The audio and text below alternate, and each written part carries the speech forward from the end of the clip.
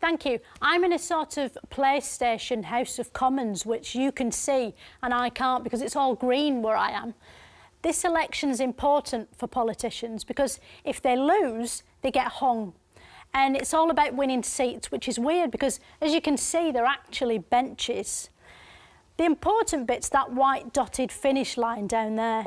Basically, when the votes come in, they sit in rows like a school photo until there's enough of them to go over that line. So if the Tories do brilliantly or breed and make loads of new blue flavour MPs, it might look like this.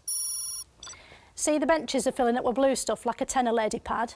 In this case, they've got 335's worth, which means they flood over the line and they've won Britain. But what would happen if Labour did sort of OK, but not as good as that? See, that's not enough to get them over the winning line, and apparently they're not allowed to just shuffle along, sort of spacing their bums apart along the benches so they are over the line. Instead, they have to borrow MPs off other parties. So, say they nicked 25 Liberal Democrats. That's something, but not enough. So they might have to get some SNP people in, like they've promised they definitely won't. And that does take them over the line, and the SNP and Lib Dem colours are so similar they'd probably get on. The Tories and UKIP don't want that to happen, but the ones who'd be most angry are the Greens, because the benches were green to start with before all the other colours came in. So they were winning by 100%, and now they've been left with fuck all. But that's democracy.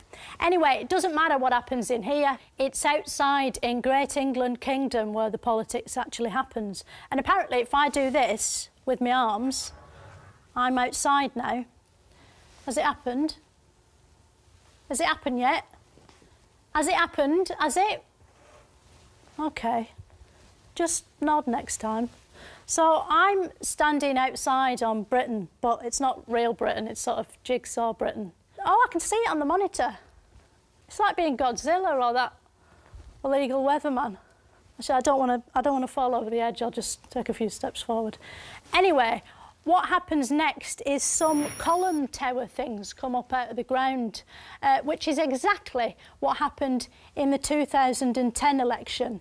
These columns aren't really there, although it looks like they are there because I've walked behind them. So this is basically like the Matrix. It's mental.